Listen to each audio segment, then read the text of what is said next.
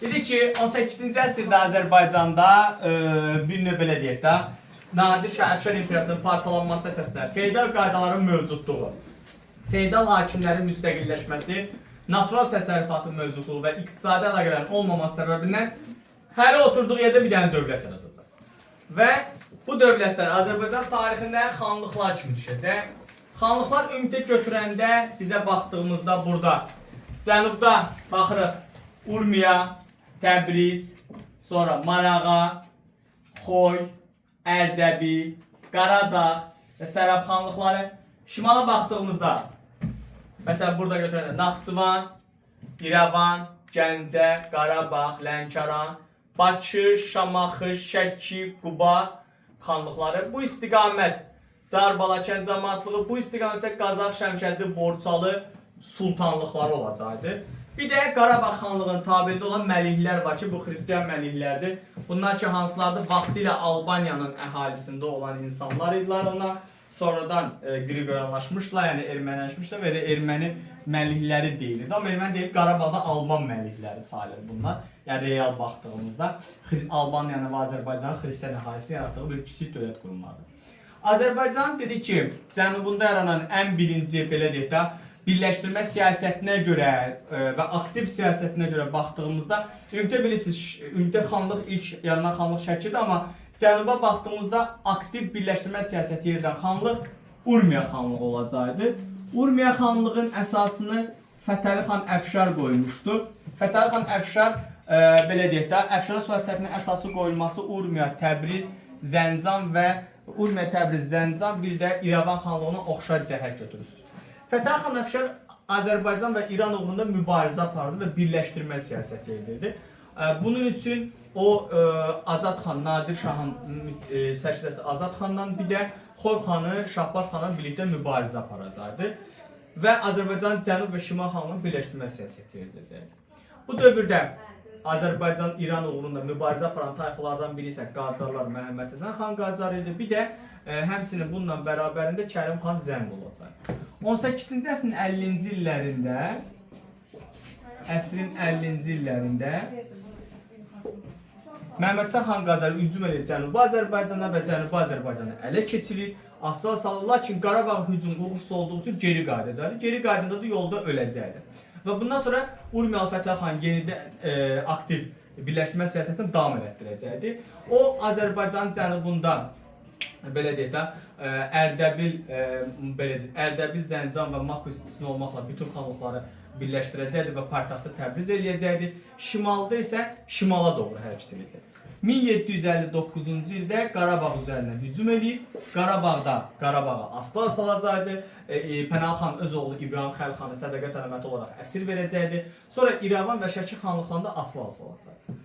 1760-cı ildə səhnədə artıq Kərim xan Zərdlə Urmiyalı Fətəli xan qalmışdı. 60-da Kərim xan Zərd Təbrizə yürüyüş eləyir, lakin Təbrizi tuta bilmir, geri qayıdır. Urmiyalı Fətəli xan Kərim xan Zərdi təqib eləyə bilmir. Bunun səbəbi isə Azərbaycanda baş verən qarışıqlıq olacaq. 1761-ci il isə Qaraçəmən döyüşü baş verir. Qaraçəmən döyüşündə döyüşün ortasında, yəni döyüş bir neçə gün davam edir və döyüşün ortasında Şahbaz xan tərəf dəyişdirir, dostluğun demək olar ki, yıxır sürüyür və Urmiyalı Fətəli xan məğlub olacaq. Bundan sonra Kərim xan Zənd belə deyək də 62-ci ildə Marağa şəhərini tutacaqdı və Urmiyanı mühasirə alacaqdı. Urmiya 63-cü ildə 9 aylıq mühasirədən sonra fəth olunacaq və Urmiya xanlığı zəifləyəcək. Urmiyanın mühasirəsi dövründə Kərim xan Zənd xanlara məktub yazacaqdı. Bu xanlar kimlərdir? Qarabağ, Qaradağ, Naxçıvan. Qarabağla da Naxçıvan maşallah, Naxçıvan xanlığı da əjdaha kimi belə də harda xəyanət var orada onlar iştirak edirlər. Nəysə Qarabağ, Qaradağ, Naxçıvan, Xoy və Sərab xanları belə deyək bir növ birləşəcəkdilər Urmiyaya qarşı və Urmiyanı belə deyək dağıdacaqlar. Bundan sonra Urmiyanı zəiflətdikdən sonra Kərim xan Zənd güya ki bu qələbənin, qonaqlığını qeyd etmək üçün xanları Şiraza aparacaqdı. Şirazda onların hamısı əsir götürəcəkdi ki, məqsəd xanları asla salmaq. İndi gəldi Urmiyadan sonra dedi ki, ən güclü xanlıq olacaq Xoy xanlığı. Xoy xanlığının əsasını bayaqla dediyimiz kimi Şahbaz xan qoymuşdu. Lakin ən güclü dövrü Əhməd xanın dövründə olacaqdı. Əhməd xanın dövründə bir çox xanlıqlar tabe ediləcək. Naxçıvan, İrəvan, Təbriz, Qaradağ. Görürsünüz? Qısa yolla nitq. Bu formu əzbərləyə bilərsiniz. Nitq, Naxçıvan, İrəvan, Təbriz, Qaradağ.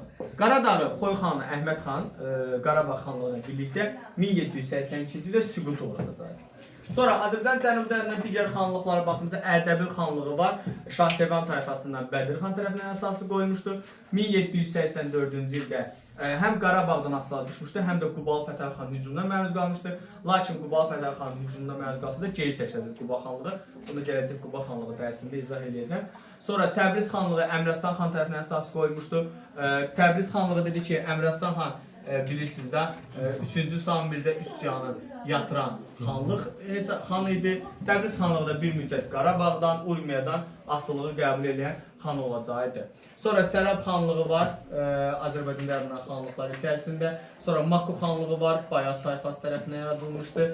Sonra Xoy, Sərab, Maku xanlıqlar, yəni bunlar cənub xanlıqları hesab olunacaq. Necə? Bayat da hamısı türk mənşəlidir. Demək ki, hamısının Səfəvi dövlətin yaradan tayfalar tərəfindən əsası qoyulan xanlıqlardır. Hamısı da türk mənşəli tayfalar hesab olunacaq. Gəldik Azərbaycanda yaranan ilk və Azərbaycanın şimalında yaranan ilk Şəki xanlığı olacaqdı. Şəki xanlığı əsasını Hacı Çələbi xan qoyacaqdı. Hacı Çələbi xan bilirsiniz ki, Urmiyalı Fətəli xan kimi birləşdirmə siyasətidir. 1743-də əsasını qoysa da Nadirin ölməsi 47-ci ildə müstəqil olacaqdı. 40-cı illərdə Qazax Qəbələ Qutqaşın Ərəşi birləşdirəcəkdi sultanlıq olaraq. Lakin ən böyük məqsədi o Azərbaycan tamamilə birləşdirmək idi. Bunun üçün birinci Təbriz üzərinə hücum edib. Niyə Təbriz? Bilirsiniz, Təbriz Azərbaycanın mərkəzi idi, onu birləşdirən bütün Azərbaycan sahibidir. Lakin uğursuz olacaqdı. Sonra Qarabağ üzərinə hücum edib. Qarabağ hücum edən zaman müttəfiqi Şaman xanla bir yerdə hücum edəcəkdi. 1748 Bayat savaşında məğlub olacaqdı və geri çəkiləcəkdi. Bu dövrdə Azərbaycanın şimal-qərb torpaqlarını, yəni Qazax, Şəmkərdi, Borçalılı və Car-Balakən bölgəsini tutmaq istəyən gürcülər var idi. 1751-ci ildə Gürcü çarı 2-ci İrakli belə deyək də hücum eləyir Cara. Lakin Hacı Çələbi xanın ona qarşı uğurlu mübarizəsindən sonra geri çəkiləcəkdi. 1752-ci ildə yenə ikinci dəfə hücum edir. Bu dəfə artıq xanlarla birləşəcək. Yenə kimlər idi burada? İgidim Qarabağ, Qaradağ, mənim torpağım Naxçıvan, bu dəfə Gəncə və İrəvan xanlıqları olacaq. İndi həm Şiraz, həm Qızılqayada iştirak edən xanlıqlar bu üçü olur. Qarabağ, Qaradağ, Naxçıvan. Nəysə bunları gətirir Qızılqayada, danışırlar ki, bəs Gürcü sarı danışır, gəlin Qızılqayada görüşən, gedəni Şəkinin üzərinə. Nəysə bunlar Qızılqayada gəlirlər, görüşürlər. Şəkil üzərinə, sabah üçün Şəki üzərinə gedəcəklər. Bundan gecə qəşəng bunlara bir qonaqlıq verilir. Səhər dururlar ki, dörd bir tərəfi əsgərlərlə mühasirədədir, xanları əsir götürür. Və Şəki xanı bundan xəbər tutur, xan məşvərət orqanı divanı toplar və son söz deyir ki, hansı qərar verirsiniz, verin, içində kürü keçmək olsun. Yəni, kürü keçə o xanları azad edir. Və Qızılqayada və digər ərazilərdə aparılan döyüşlərdə qələbə qazanacaqdı Hacı Çələbi xan. Xanları əsirdən azad edib onların hərəsini göndərəcəkdi öz yurduna və həmçinin Gürcü sarını məğlub eləyərək Qazax, Şəmkərdi, Borçalını da özünə birləşdirəcəkdi. Qazax, Şəmkərdi, Borçalının idarəsini verəcəkdi oğlu Ağa Kişi bəyə, lakin sonradan yenidən bu torpaqlar təzədən Gürcülər tərəfindən fəth olunacaqdı. Hacı Çələbi xanın 1755-ci ildə Şamaxı üzərinə yürüyüşü olacaqdı, lakin bu yürüyüşdə uğursuz olacaqdı. Uğursuz olma səbəbi də Qubalı Hüseynəli xanın Şamaxıya hərbi yardımı olacaq. Hacı Çələbi xan daxildə vergi siyasət keçirəcəkdi, bir də abadlıq işləri görəcəkdi. Hacı Çələbinin ölümündən sonra oğlu Ağa Kişi gələcəkdi. Ağa Kişinin hakimiyyəti uzun çəkmir, qaynatası Məhəmməd tərəfindən öldürülür. Xeyirli. Qaynatadır. Məhəmməd tərəfindən öldürülür. Lakin Məhəmməd xan da dedi ki, hakimiyyətdən gedəcəkdi və bu vaxt hakimiyyətə Hüseyin xan gələcək. Hüseyin xan Qubalı Fətəli xan tərəfindən hakimiyyətə gətirilir, Urmiyalı Fətəli xan tərəfindən təsdiq ediləcək, yadınızda qalsın. Qubalı Fətəli bunlar dostuydular, qardaşıydılar, amma Şamaxı üstündə mübarizə baş verdi. 1767-ci ildə Şamaxını öz aralarında bölüşdürürlər. 1768 mübarizəsində Şəki məğlub olacaqdı. Şamaxının bütünlüklə Quba tərəfindən birləşdirilməsini qəbul edir. 1769-cu ildə isə Şəki xanlığı Şamaxın daxil işlərinə qarışmayacağı dair öhdəlik götürəcəkdi və bir də lazım gəlsə Qubaya hərbi yardım eləyəcəkdi. Hüseyn xandan sonra hakimiyyət çəkişmələri baş verəcəkdi və bir-bir əvəzlənəcək və sonunda Məhəmməd Həsən xan gələcəkdi. Məhəmməd Həsən xan dövründə nə olacaqdı? 1784-cü ildə Osmanlıya elçi heyəti göndəriləcəkdi. 1785-ci isə Qubadan asılılığı qəbul edəcəkdi. Məhəmməd Həsən xan daxildə vergi işi nizam əsasında qanunnamə qəbul edir. Qanunnamə qəbul edən hökmdarlarımız Fatih Sultan Mehmet, Uzun Həsən, Mənzibə Məhəmməd, bir də Məhəmməd Həsən xan olacaq. Məhəmməd Həsən xandan sonra hakimiyyətə Səlim xan gələcəkdi. Səlim xan 90-cı illərdə Ağaməmməd xan Qacarın asılılığını qəbul edəcəkdi. 1805-də Rusiya ilə Kürəkçay müqaviləsi imzalayacaqdı. Lakin 1806 üsyanında Ruslara qarşı qaldığı üsyanda məğlub olduğu üçün cənuba qaçacaqdı. 1819-cu ildə sonuncu Şəki hökmdarı İsmail xan idi. Ruslar tərəfindən zəhərlənərək öldürüləcəkdi Mədətov tərəfindən və 19-cu ildə Şəki xanlığının varlığına son qoyulacaq.